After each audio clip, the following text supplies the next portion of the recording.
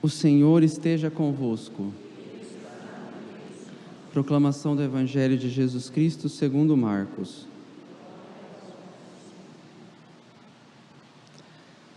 Naquele tempo, Jesus disse à multidão: O reino de Deus é como quando alguém espalha a semente na terra.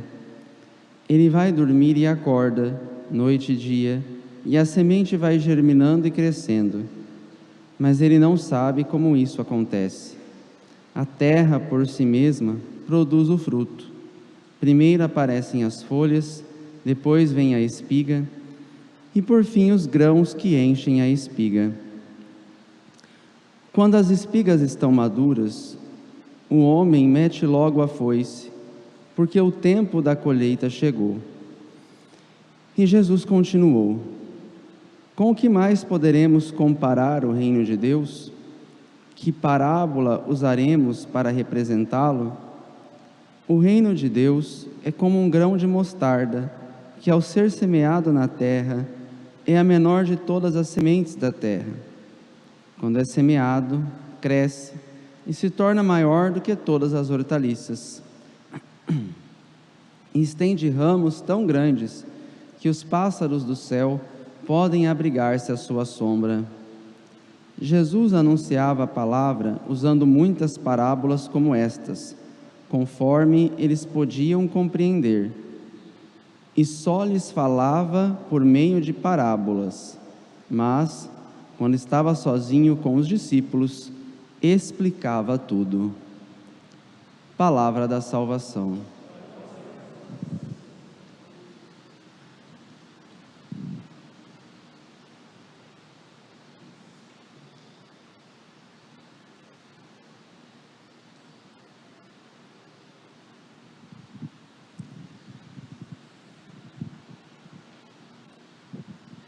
Irmãos e irmãs, no Evangelho de hoje nós ouvimos uma das muitas parábolas do reino que nosso Senhor conta no Evangelho. E de fato, o reino de Deus é como que a pregação central de nosso Senhor.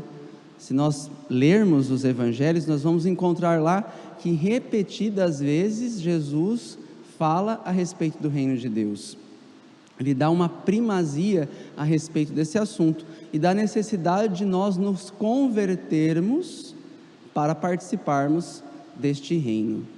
Agora, uma dificuldade que encontramos é justamente o fato de entender o que é este reino, qual a sua substância, qual a sua natureza, porque nosso Senhor, como diz o próprio Evangelho de hoje, ele está falando em parábolas, conforme eles podiam compreender, mas ainda ficava como que aquele mistério, aquela interrogação: de que se trata? Do que é que nosso Senhor está falando? Bem, em todo caso, o Evangelho termina: mas quando estava sozinho com os discípulos, explicava tudo aos apóstolos, aos discípulos. Portanto, se nós quisermos saber o que é o reino de Deus, se nós quisermos ter clareza dentro do que é possível nas coisas de Deus ter clareza, a primeira fonte que nós devemos pesquisar é justamente a pregação apostólica. O texto, a narração, o ensinamento dos apóstolos. Para quem não me conhece, antes de entrar no seminário, minha formação é de jornalista. E o jornalista, claro, quando ele vai narrar algum fato, quando ele vai explicar alguma coisa, o que ele precisa ouvir? Ele precisa ouvir as fontes, as testemunhas oculares, aqueles que viram, ouviram e tocaram. Do mesmo modo, então, fazendo essa comparação, se nós quisermos mergulhar no mistério do reino de Deus, nós temos que ouvir o testemunho apostólico. Bem, e o que é que o testemunho apostólico nos diz? Nós podemos, a partir do testemunho apostólico, chegar a 3 dimensões do reino de Deus, da natureza do reino de Deus. Primeira coisa, aquilo que Orígenes falava, a partir dos textos apostólicos. O reino de Deus é o próprio Senhor. Jesus, auto-basileia, Jesus é o reino de Deus. O reino de Deus não é um lugar ao qual eu chego de carro, de ônibus ou de avião. Não, o reino de Deus é uma pessoa, é o Verbo encarnado, é nosso Senhor Jesus, e eu preciso encontrá-lo, eu preciso ter essa participação na vida de Jesus, na vida de nosso Senhor. Foi para isso que ele veio. E como é que eu participo da vida de nosso Senhor? Então aí, o segundo significado, a segunda dimensão do reino, o reino de Deus é a própria graça santificante que Jesus nos dá, nos concede para que nós tenhamos participação na vida divina, de modo que então podemos dizer que o reino de Deus cresce na nossa alma, está no nosso coração, é como essa semente, por isso que ele usa essa explicação, essa parábola das sementes, a graça santificante que deve crescer em nós e gerar frutos. Mas, se tem uma graça, se tem nosso Senhor, há uma terceira dimensão imprescindível desse reino. Como é que a graça nos vem? Como é que ela é gerada em nós? E o que ela faz em nós? Bom, a graça santificante nos torna membros do corpo de Cristo, da igreja, membros de nosso Senhor. Daí que podemos, de certo modo, entender o reino de Deus como a própria igreja, a igreja mística, a igreja triunfante, a igreja na sua natureza divina como instituição de Deus. A igreja não é simplesmente uma instituição qualquer, não, ela tem um princípio divino, que é nosso Senhor, que é Jesus Cristo. Daí então, meus queridos, a necessidade que nós temos, se quisermos realmente ser salvos, se nós quisermos realmente viver em estado de santidade, em estado de graça, temos que participar deste reino, temos que estar dentro do redil de Cristo. Fora da igreja não há salvação, mas porque a igreja é o corpo de Jesus. Como é que eu vou querer me salvar fora desse corpo? Ora, então, a insistência, nós temos que pregar a todos os povos e desejar que todos participem do reino de Deus, participem da sua igreja, recebam os sacramentos, sejam batizados, vivam a sua fé com perseverança, com amor, para que aos poucos cresçam na graça, para que este reino cresça como uma árvore frondosa, espalhe os seus ramos, gere frutos e nos santifique. Acontece que nos dias de hoje nós percebemos que, infelizmente, em muitos lugares não há tanto mais essa preocupação em converter os corações, em levar as pessoas para a fé católica. Parece que se perdeu essa dimensão. Hoje se fala do reino, mas não se fala de Cristo, não se fala da igreja, não se fala dos sacramentos. Bom, o Papa Bento XVI, aquele famoso livro Jesus de Nazaré, ele descreve o que é que causou esse anti-missionário, o que causou essa negação de converter os corações a Jesus. Bem, ele explica, que durante muito tempo se entendia o reino de Deus numa perspectiva eclesiocêntrica, ou seja, a necessidade de pertencermos à igreja.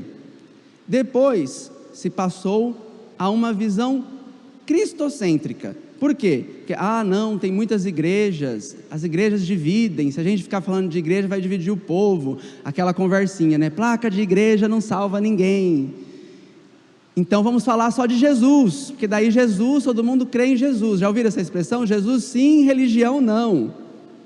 O Papa está colocando o dedo na ferida aqui.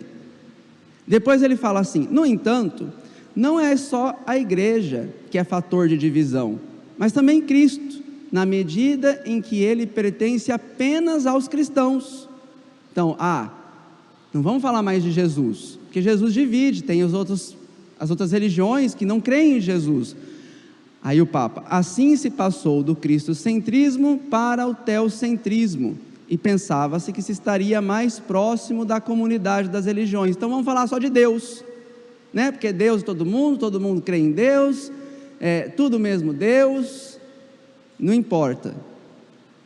Mas com isso não foi ainda atingido o objetivo, porque também Deus pode ser visto como fator de divisão entre as religiões e os homens.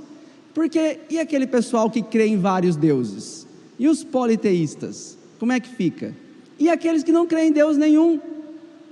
Então divide, tá vendo? Então vamos esquecer essa história de igreja, de Jesus e de Deus. Vamos focar no quê? Vamos focar no reino.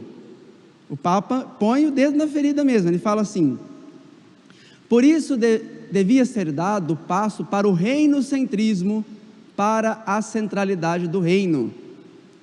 Este fora de fato o centro da mensagem de Jesus, e este devia ser o caminho certo para finalmente unir todas as forças. Significa então agora simplesmente um mundo no qual, o reino, esse reino de que falam, seria um mundo no qual dominam a paz, a justiça e o respeito pela criação. Não é o que a gente escuta hoje em dia? Não é justamente, vamos cuidar da natureza, vamos pregar a justiça, vamos pregar a paz no reino, vamos buscar o reino.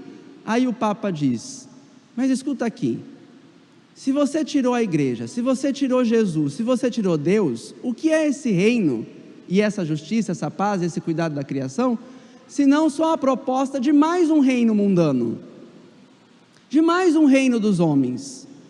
Deus desapareceu, e como dizia São João Paulo II, o homem pode construir um mundo sem Deus, mas esse mundo vai acabar se voltando contra o homem, porque quem que vai dizer o que é justiça? Quem é que vai dizer o que é paz? Quem é que vai dizer o que é cuidado pela criação?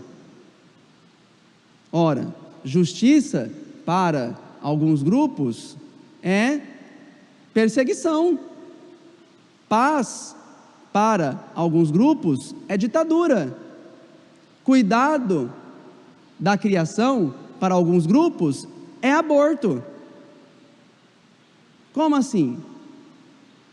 Então, meus queridos, precisamos voltar de fato às fontes, ao testemunho verdadeiro, não dessas pessoas que realmente estão bem distantes daquilo que é a verdade de nosso Senhor. Voltemos ao Evangelho, aqueles que foram testemunhas oculares, testemunhas de nosso Senhor Jesus. Preguemos, conservemos a fé. Olha o que diz a primeira leitura para nós no dia de hoje. Nós precisamos de fato suportar longas e dolorosas lutas, mesmo que às vezes sejamos apresentados como espetáculo, debaixo de injúrias e tribulações. Nós católicos hoje de fato estamos sendo colocados como espetáculo para o mundo, ridicularizados, perseguidos, caluniados, mas a salvação de quem é justo vem de Deus.